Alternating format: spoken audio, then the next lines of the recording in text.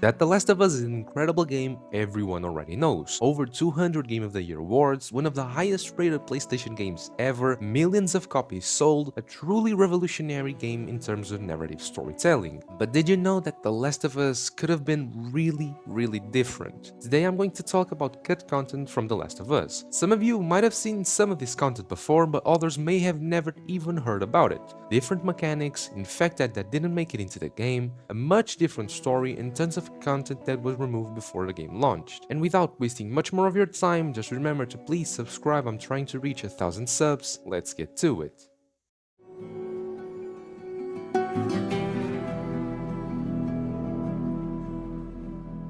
In the early drafts of The Last of Us, Sarah didn't even exist, because Joel and Ellie were originally going to be biological father and daughter. No strangers meeting under the circumstances they did, but instead a bond already firmly in place from the beginning. However, the directors eventually realized that we, the players, would become much more emotionally attached to Ellie and Joel if we got to see the relationship grow. If Ellie had been Joel's daughter from the start, he would already love and protect her no matter what. But we, the audience, would need time to get attached. So, as Joel slowly opens his heart to Ellie throughout the journey, we connect with her too, forming a much more genuine bond. Going even deeper into what really was the beta version of The Last of Us, the game was originally called Mankind. In that version, the apocalypse would have only affected women, and we, Joel, would be tasked with protecting the only woman immune to the infection, Ellie. That idea was eventually scrapped, thankfully, as it was seen as misogynistic within Naughty Dog. Not much else is known about Mankind, since very shortly after that, the game changed its name to The Last of Us. And even in those drafts, the core of the story wouldn't have changed too much, at least not in the beginning. It was still going to be a journey where Joel and Tess had the mission of taking Ellie to a lab on the other side of the country. But there's a twist. Joel would have indirectly caused the death of Tess's brother. This would set her on a path of revenge, hunting down Joel and Ellie throughout the whole story. Eventually, she would catch Joel, and at that point, the player would switch to controlling Ellie as she wandered alone, trying to find Joel, until she finally finds them, with Tess brutally torturing Joel. Very similar to something we'd see years later. Very similar indeed. Druckmann really has a thing for torturing my man Joel. And as Tess is finishing torturing Joel, she realizes he's not going to talk, and she levels a gun against his head, and on the gunshot, we slam to black. And then we're back with Ellie, and as she's driving, she pulls off the side of the road, and she realizes Joel was lying to her. He's not going to get away, and she turns back. And for a second time, you're playing as Ellie. And you're sneaking into the ranch house, you're climbing up the stairs where Joel is being tortured, and now you hear that conversation again where Joel was being tortured, and you realize you're back in time. And in fact, it's Ellie that bursts into the room right before Tess was going to shoot Joel, and she ends up shooting Ellie. Sorry, she ends up shooting Tess. She doesn't shoot her. She doesn't shoot herself. That would have been a more a bigger twist of the end. Ellie would end up saving Joel and killing Tess, with the game putting a much bigger focus on Ellie's independence and her loss of innocence as she kills her first person. Instead of the beautifully built relationship you got between the two characters, this version would have had a completely different emotional tone. The game would end with Joel and Ellie arriving in a city, hopeful for what their future might look like even without a cure. A bit similar, but totally different. And comparing both versions, I'm honestly really happy with the story we ended up getting. It's way too special to mess with. The focus on the father-daughter dynamic and the theme of learning to accept something new, it's incredible. I think it's way more emotionally powerful, and honestly, the ending of the two versions doesn't even begin to compare.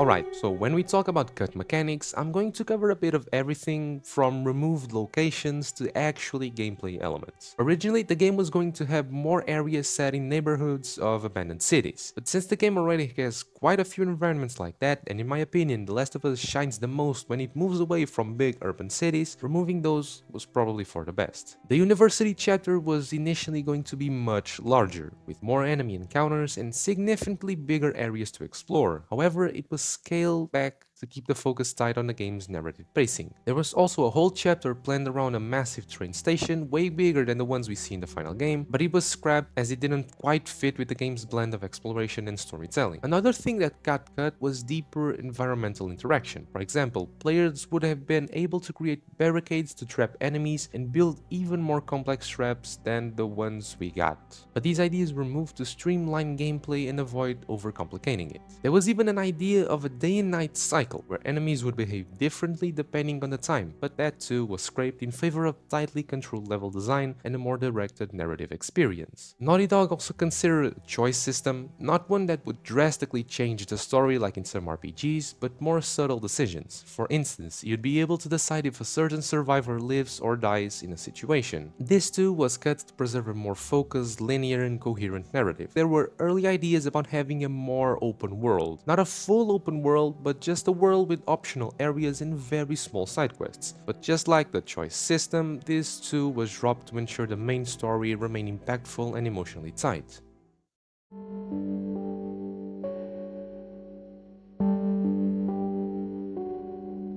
I don't know if you've ever noticed, though you probably have, but there are no infected animals in The Last of Us. We do encounter animals in the game like the giraffes and monkeys, but not a single infected one. So why is that? Well, in the early concept draft for The Last of Us, there were actually a bunch of concept art showing infected animals.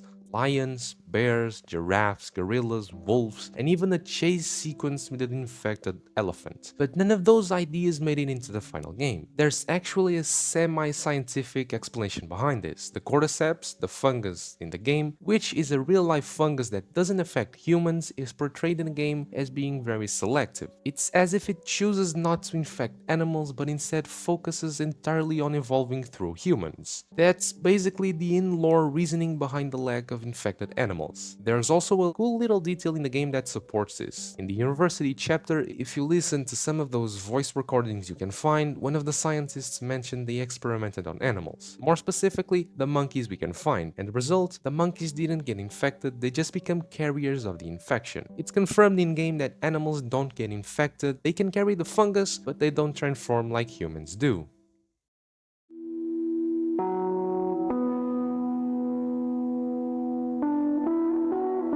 There were quite a few other types of infected considered during development, way more than the ones we ended up seeing on the final game. One of them was something called the Screamer, an infected that, as the name suggests, would scream to alert and attract hordes of some kind, basically a walking siren that could ruin your day. There were also many other infected concepts with really bizarre alien-like appearances, far stranger than what we're used to seeing in the game today. Some of these designs actually inspired the infected we do have, while others were scraped entirely so the infection system wouldn't become too overcomplicated and overwhelming. That decision helped keep the infected grounded in a kind of terrifying realism. Still, I wouldn't be surprised if we saw some of those cut infected show up in a potential Last of Us Part 3. And even visually, the infected, as we know, went through a lot of changes during development. And if you ever looked at the concept art inside the game, you'll actually see some of that process. How Naughty Dog experimented with different styles, environments, character designs, and of course, the infected. If you've never checked those out, I highly recommend it. They're super cool and give you a real sense of the creative journey that led to the final look of the game.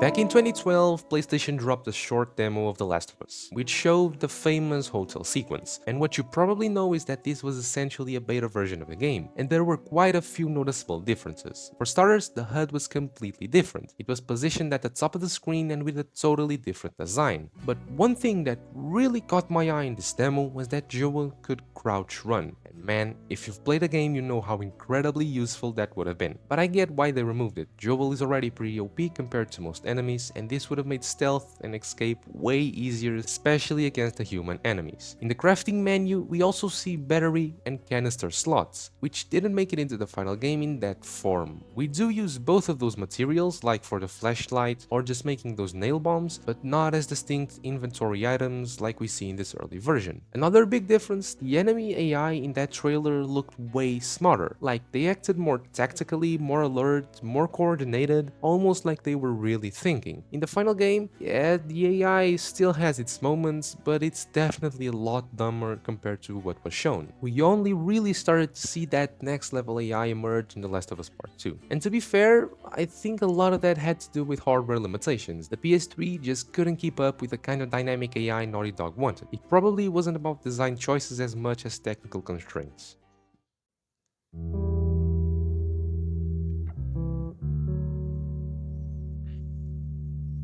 I was only able to find one piece of cut dialogue from the first The Last of Us. I did find more of the second game, but today we're focusing just on the original. And honestly, this one dialogue is beautiful. Judging by what Ellie and Joel are talking about, it seems like this conversation was meant to take place shortly after the giraffe scene, but before reaching the Firefly Hospital. Please, just listen to this. What's the plan, Joel? What do you mean? I mean, what's the plan, like long term? Well, just take it one day at a time, you know? If Jackson's as good a place as Tommy let on, maybe this is our long-term plan. It's been a hell of a trip, kiddo. You and me, we deserve a break. This is so freaking heartbreaking. It's such a short yet deeply wholesome moment between these two. I know it doesn't change a lot in the grand scheme of things, it's just one more scene, but man, it deserves to be in the game. It's so beautiful. Even more now after part 2 of the franchise.